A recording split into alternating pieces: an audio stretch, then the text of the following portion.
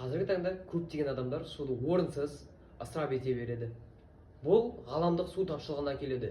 Статистикаға сүйенсек, 2,2 миллиард адам таза суға қол жеткізе алмай отыр. 2023 жылға дүниежүзілік денсаулық сақтау ұйымының статистикасы бойынша. Біз бұл жаһандық проблеманың шешімін таптық. Біздің шешіміміз Aquasafe құрылғысы. Бұл құрылғының басты қызметі қандай?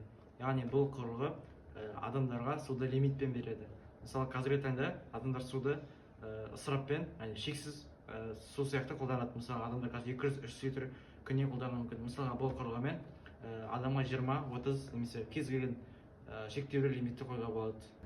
Бұл жобаның ішкі механизмі мен нақты қызметіне келетін болсақ, бұл жоба Arduino негізінде жасалған. Яғни бұл жерде Arduino Uno, судың шығынын есептейтін датчик, реле және химиялық фильтр қораптың ішінде орналасқан.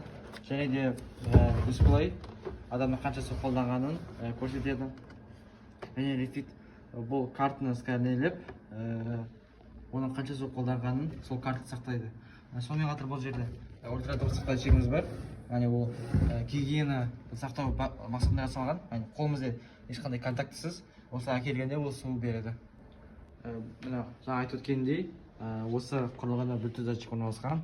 Яғни осы жерге түскен ақпараттар бірден сайтқа түседі.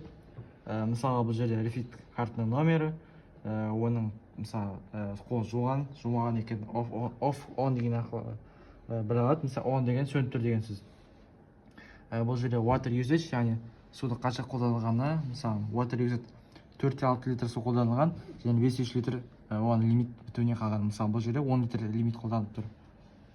Сонымен қатар міне бұл жерде қанша адамның суды қолданылғаны, олардың карталар номері, сонымен қатар қанша су қолданғандары сақталады.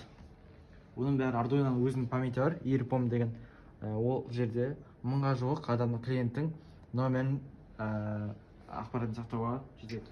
Жұмыс принципінің демонстрациясына келетін болсақ, бұл Refit Reader, яғни осындай карточка немесе домофонның кез келген кілтін қойсақ, ол оқи алады, сканерлей алады. Қазір сканер Refit карта, яғни система өшіріліп тұр. Мынаны қосқанда система қосылды деген сөз. Енді қолымды жақындатсам, қазір мынау моточек қосылып, зыз деген дауыс шығып, маған су береді. Қолымды алғанда бұл моточек өседі. Сонымен қатар бұл жерде мына usage қолданылған су 0,18 литр, қалғаны 14,82 литр. Мысалы бұл жерде 15 литр лимит орнатылып тұр. Сосын жаңа суды қолданып болғаннан кейін карта қайта жақындатып, системаны өшіріп кетеміз. Сонда әр адам осындай карточка арқылы өзінің лимитін қолдана алады. Бұл құрылғыны жалпылай алғанда материалдық жағынан қарасақ, бұнда көптеген датчиктарды қолдандық. Яғни жалпы сумманы айтқан кезде бізде 30.500 теңгеге қаржы шықты, яғни шығыс болды бізден. Бұл қайда қолдануға тиімді? Көптеген гостиницаларда, мейрамханаларда, немесе бір общественный жерлерде қолданылады. Себебі бұл гигиенаны сақтайды, және де микробтар мен инфекцияның түсуінің ықтималдылығын азайтады. Егер де сатуға келетін болсақ, бұны біз 35.000 теңгеге сатуға дайынбыз.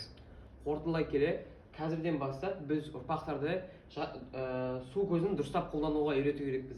Қандай тұрғыдан болсын, тіпті діни тұрғыдан алайық, экономикалық тұрғыдан, экологиялық тұрғыдан алсақ та, біздің осы проект, біздің осы жобамыз қай жағынан болса да ол тиімді және де өз жемісін береді.